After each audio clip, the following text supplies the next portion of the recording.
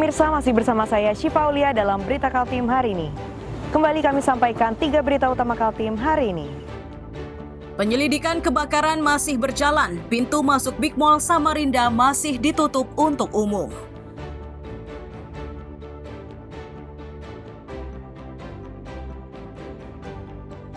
Warga rela antre panjang dan berpanas-panasan demi sembako murah di Tarakan.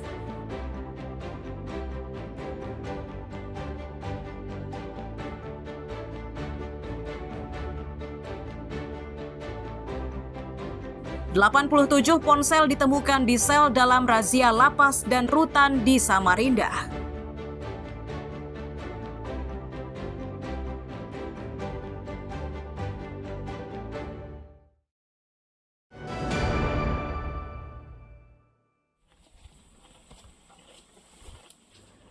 Sapi jenis limosin yang diberi nama Rambo ini merupakan kado dari Presiden Republik Indonesia Prabowo Subianto.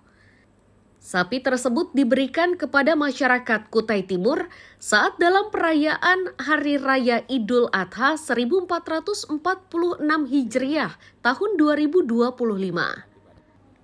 Rencananya hewan kurban ini disembelih di halaman Masjid Agung Al-Faruq, kawasan Bukit Pelangi, Sangatta.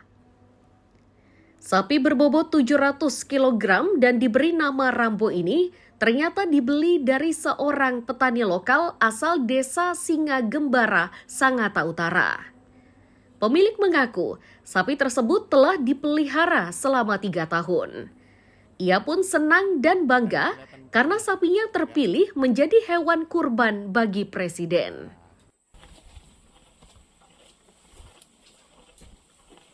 Iya. Ini berat kurang lebih di 700-an. 700 kilo. Iya. Harganya Pak, harganya? Dibeli berapa kemarin? Harganya kemarin dibeli sama kemarin 88. Yang beli siapa, Pak? Jadi dari timnya Pak Prabowo. Oh, timnya Pak Prabowo. Iya. Rencananya mau dikurbankan di mana nanti? Di Masjid Agung ini. Al-Faruq ya? Iya. Oh. Di Pelangi. Ya mungkin kaget, senang, gimana ya? Jarang juga sih Mas, kita sampai jual seharga segitu. Ya terima kasih ya. Mungkin si petani bisa lebih Berkembang ya. tambah lagi, bisa semangat lagi buat ternak sapi. Agar sapi ini tetap sehat hingga pelaksanaan penyembelihan, pemilik merawatnya secara ekstra, mulai dari pakan hingga pemeriksaan kesehatan secara rutin. Amir Hamzah dan tim liputan melaporkan dari Kutai Timur.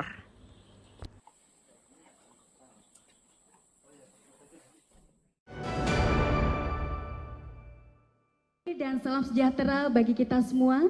Salam Om Swastiastu kami ucapkan. Ratusan peserta seminar ideologi Pancasila untuk wujudkan ketahanan pangan di Kaltim ini berasal dari tokoh agama, tokoh masyarakat, hingga forum ketahanan pangan. Seminar yang digelar di salah satu ruang pertemuan sebuah hotel ini membahas kemandirian dalam menjaga ketahanan pangan. Sosialisasi komunikasi. Badan Pembinaan Ideologi Pancasila sebagai perpanjangan tangan dari Presiden RI menilai penguatan ideologi Pancasila dalam melaksanakan program Astacita sangat penting. Sasaran utamanya adalah ketahanan pangan dan masyarakat pun harus mampu mandiri dalam bidang pangan. Menyanyikan lagu kebangsaan sebagai wujud syukur kita acara hari ini. IB ya, memberikan pemahaman secara konsep ya, teori, tapi juga memberikan tindakan langsung, yaitu berapa 10 ya? 10. Nah, 10. Pompa air. Nah, ini harapannya tentu hanya sebagai tahap awal agar masyarakat itu bergotong. Maka kami di Astacita pertama yaitu memperkokoh ideologi Pancasila, yaitu kita masuk ke Kalimantan Timur ini untuk memberikan stimulus bagaimana kita harus mandiri sesuai dengan arahan Pak Presiden pada peringatan upacara kelahiran Pancasila yang kita peringati kemarin. Itu jelas Pak Presiden, kemandirian. Salah satunya kemandirian bidang apa? Bidang pangan. Seminar ini sangat menarik karena para peserta diberi kesempatan untuk diskusi terbuka. Amir Hamzah dan Riani Mantini melaporkan dari Balikpapan.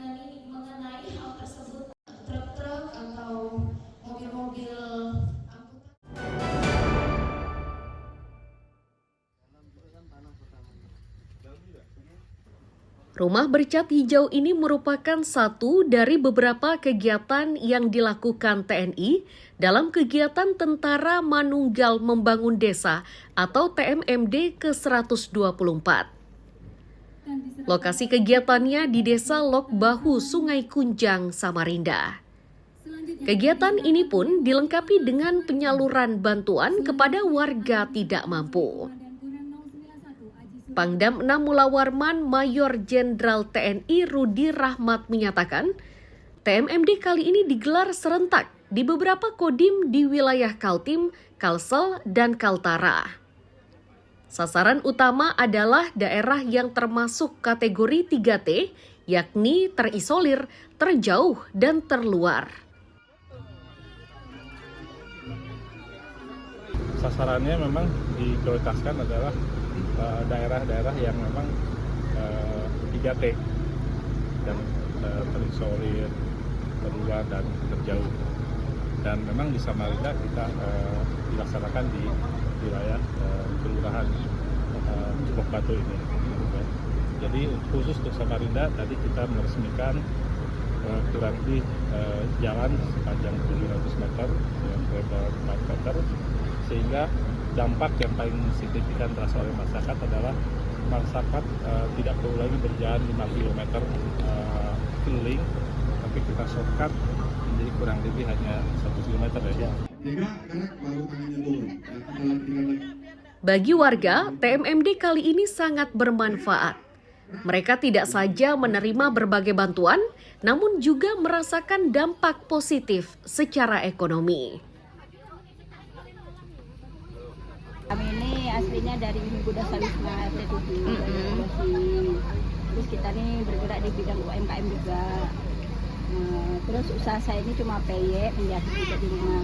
Oh gitu. Adik ini jualan Terus kan kita belum tahu ini jalan ini dibangun, Mbak. Oh gitu. Iya. Jadi ditutup ya, ini nggak bisa lewat ya sebelumnya? Sebelumnya ya? Ini nggak bisa dilewat? Belum bisa, ini kan bekas tambang, Mbak. Aslinya kan bekas tambang. Terus saya juga lama sudah tidak pernah sini loh, karena ada acara ini. Terus dua kalinya mau dibikin tempat apa nggak tahu juga saya. Selain perbaikan rumah warga dan penyerahan bantuan, TMMD ke-124 yang berlangsung 1 bulan ini dilengkapi dengan pembuatan dan pengerasan jalan sepanjang 700 meter serta penyediaan saluran air bersih, pembangunan pos kamling, dan MCK, termasuk pemeriksaan kesehatan gratis. Tria Marcella dan Hera melaporkan dari Samarinda.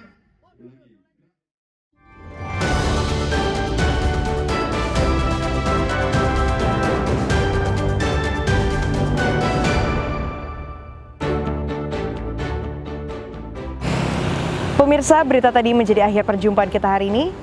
Saya Syifa Aulia, pamit undur diri. Selamat pagi dan selamat beraktivitas.